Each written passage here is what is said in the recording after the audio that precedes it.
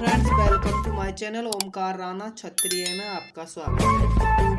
तो दोस्तों, हम आपको हरि बाबा बांध की घटना बताएंगे। हरि बाबा बांध के हरि बाबा कहाँ के निवासी थे, किस जिले से थे, किस राज्य से थे और उनके पिता का क्या नाम था, कैसे बांध का निर्माण हुआ, किस प्रकार कितनी कठिनाइयों से बांध का निर्माण कराया बाबा ने, हम उसी के बारे में आज चर्चा करेंगे। तो बने रहिए हमारे यूट्यूब चैनल ओमकार राणा क्षत्रिय में।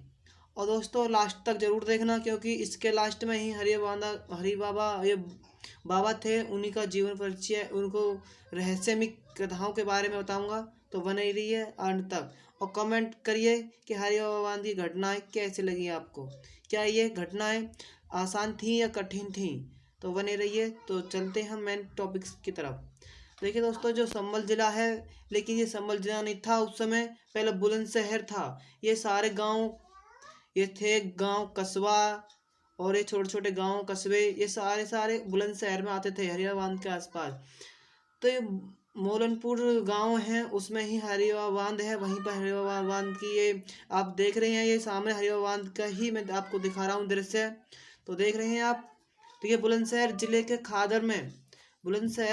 खादर में 45 मील के क्षेत्र में बसे हुए 700 गांव। प्रत्येक वर्ष गंगा की बाढ़ से गांव वालों को बहुत परेशानी होती थी, बहुत ज़्यादा तकलीफ होती थी। बार बार खेतों में पानी आ जाता था, फसल नष्ट हो जाती थी, घरों में पानी आ जाता था, तो बच्चों के लिए इधर उधर बहुत परेशानी होती थी और उससे बचने के लिए एक दिन हरि बाबा ने जीपपुर से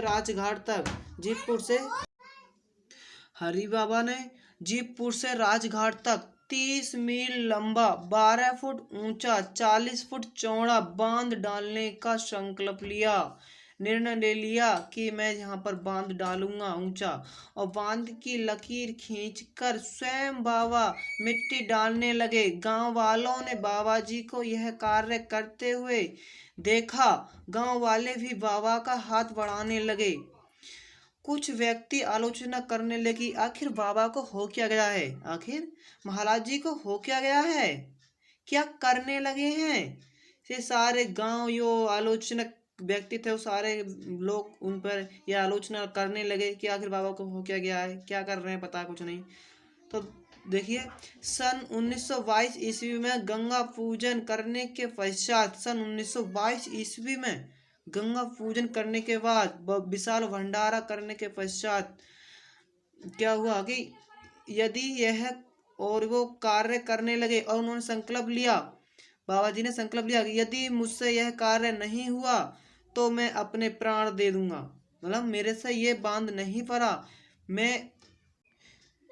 यदि यह बांध नहीं पूरा हुआ तो मैं अपने प्राण त्याग दूंगा। बाबा जी ने संकल्प ले लिया, यदि यह कार्य पूरा नहीं हुआ तो मैं अपने प्राण त्याग दूंगा। यह सुनकर सभी गांव वाले और ये पड़ोस के गांव थे, ये 700 गांव वाले थे, उन्होंने बाबा जी का संकल्प पूरा करने के लिए अपने जो साधन थे, कसले, पल्ला, खुरपा वगैरह, और जिसके पास यह साधन था, बैलगाड़ी, खच्चर, गधे, ऊंट, सारे बैलगाड़ी वगैरह वगैरह साधनों को लेकर और बाबा धाम यानी कि बांध बनाने का निर्णय कर लिया। भाई सब लोग जुट गए एक साथ।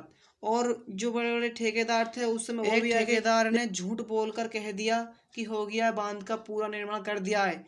लेकिन बाबा स्वयं चलकर उसको देखने गए, कहाँ पर कोई कमी तो नहीं है, लेकिन वहां पर कमी थी। और उन्होंने कहा, यदि मुझसे यह कार्य पूरा नहीं हुआ फिर मैं अपने प्राण त्याग दूंगा। गांव वालों ने फिर दोबारा से उस कार्य को पूरा कर दिया और बांध का पूर्ण निर्माण हो गया। गंगा जी आई और चली गई, बांध से टकराई, चले गई, आई, चली गई। इस कारण अब बांध निर्माण होने से ये खादर के क्षेत्र थे, वो उनकी फसलें अच्छी होने लगी, उनके बच्चे सही रहने लगे, मतलब बहुत अच्छा रहने लगा। देखिए हरि बाबा का परिचय क्या है। श्री हरि बाबा का जन्म सन 1884 ईस्वी में पंजाब के होशियारपुर जिले के मेघरवाल ग्राम में हुआ था। एक सिख परिवार में हुआ था। उनके पिताजी का नाम श्री प्रताप सिंह मेघरवाल में पटवारी थे। वो क्या थे? मेघरवाल गांव में पटवारी थे उनके पिताजी। उनके 5 पुत्र थे, उनमें से सबसे छोटे कौन थे? श्री हरि बाबा थे। उस समय उनका नाम दीवान सिंह था। क्या था भाई? दीवान सिंह था। होशियारपुर में हाई स्कूल परीक्षा पास करके वे लाहौर पढ़ने के लिए चले गए। इंटरमीडिएट की परीक्षा पास करके वे लाहौर में मेडिकल कॉलेज में भर्ती हो गई। सर्वप्रथम बाल्य अवस्था में ही आनंदपुर के संत श्री सच्चिदानंद महाराज उन्हें मिले। उनमें महापुरुषों के लक्षण देखकर उन्हें अपना गुरु बना लिया। मेडिकल छोड़कर बीच बीच में गुरु के पास आ जाते थे। एमबीबीएस की एक ही वर्ष शेष था। क्या? एमबीबीएस की एक ही वर्ष शेष था और वो बाबा के पास आ गए। सब कुछ छोड़कर बाबा के पास आ गए और उनसे कहा कि मैं संन्यास लेता हूँ पढ़ाई से, ये सब चीज़ मेडिकल से। मैं संत बनूंगा, गुरु बनूंगा, मतलब संत बाबा बनूंगा। लेकिन उनके सच्चिदानंद गुरु थे, उन्होंने मना कर दिया। उनसे बिना कहे वो काशी चले गए। वहाँ पर साधु बन गए और संन्यास लिया, वहाँ भंडारा कराया और गरीब परिवारों में उन्होंने अच्छा धन था उनके पास, वो बांट दिया, बच्चों को बांट दिया। वे आधी रात को होशियारपुर पुनः चले गए बाबा से मिलने। अपने जो गुरु थे उनके होशियारपुर को वापस चले गए।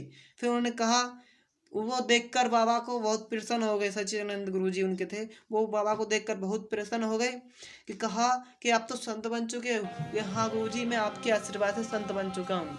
वो फिर वहाँ से चल दिए। वो कहने लगे कि मेरा यहाँ पर स्थान नहीं है, मैं नहीं रुकूंगा यहाँ पे। तो आशीर्वाद लेकर गुरु जी से वहाँ से निकल गए। बुलंदशहर रहते हुए अनूप शहर से लगभग 8 किलोमीटर दूर मोलनपुर गांव में एक आश्रम था। वहाँ पर वो रहने लगे। छोटा सा आश्रम था उस समय, तो वहाँ पर रहने लगे। मतलब बहुत अच्छा काम करने लगे। और वो बीच बीच में कबड्डी, खो खो वगैरह वगैरह गेम खेलते भी थे वो। लेकिन वो कबड्डी नहीं कहकर श्री हरि श्री हरि श्री हरि श्री हरि श्री हरि या ये नाम उच्चारण करते थे। खो खो खो की जगह श्री हरि काम करते थे। और एक कोई व्यक्ति हल चलाता था तो उसका हल जोतते थे बाबा और उनसे वचन बांटते थे कि आप, मैं हल चलाऊंगा, आप श्री हरि कहिए। मैं हल चलाऊंगा, आप श्री हरि कहिए। यह देखते हुए सब गांव वाले बहुत अच्छा रहे पड़ गए। भाई क्या हुआ? एक गांव क्या होगा कि बाबा के धाम से लगभग 4 किलोमीटर दूर सिंगौली था। एक बुजुर्ग एक मट्टी का घड़ा, वो कुम्हार था, मट्टी का घड़ा लेकर अपने सर पर ले आया था। दोपहरी का समय था।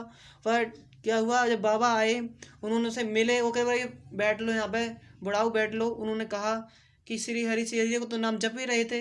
वो बैठ गए ठंड में। वो कहने लगे, मैं आपका जो घड़ा है मैं ले चलता हूँ, लेकिन उसके लिए आपको एक शर्त माननी होगी। बोलो। बाबा कहने लगे, बोलो क्या है? वो कहने लगे, आपको पीछे पीछे श्री हरि करते रहिए और मैं आपका घड़ा ले जाऊंगा। तो उनका घड़ा लेकर उनके गांव पहुंचाया। फिर गांव से बाहर कुछ ही 1-2 मीटर की दायरे से उन्होंने उनसे घड़ा ले लिया और कहा कि मैं अपने किराए के, मतलब से किराया होता है ना, आप जाते हो कि साधन के किराया देते हैं, तो उन्होंने कहा कि मैं इसका किराया लूंगा। तो उन बुढ़ाऊ ने कहा कि क्या किराया है? कि उन्होंने, मेरा किराया है कि आप घर पर जाकर श्री हरि श्री हरि श्री हरि हरि श्री हरि का नारा करते रहिए। तो ये था उनका परिचय। और आप देख पा रहे हैं ये श्री हरि बाबा का धाम ही है।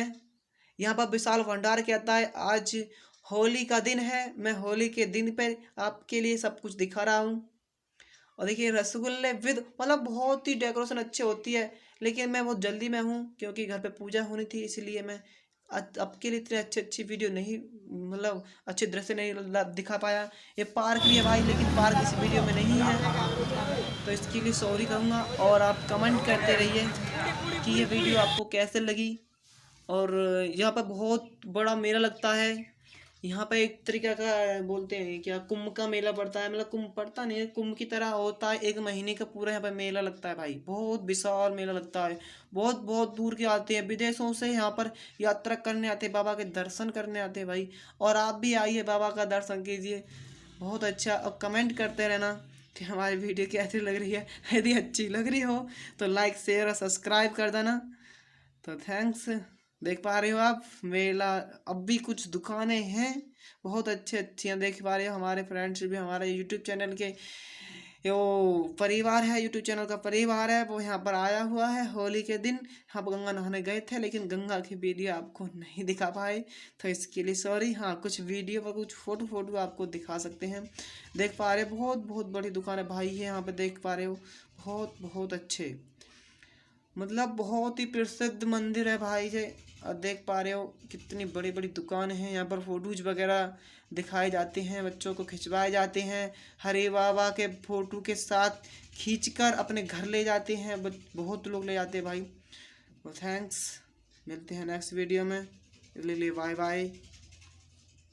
तो जय हिंद, जय बाबा और जय भारत माता की।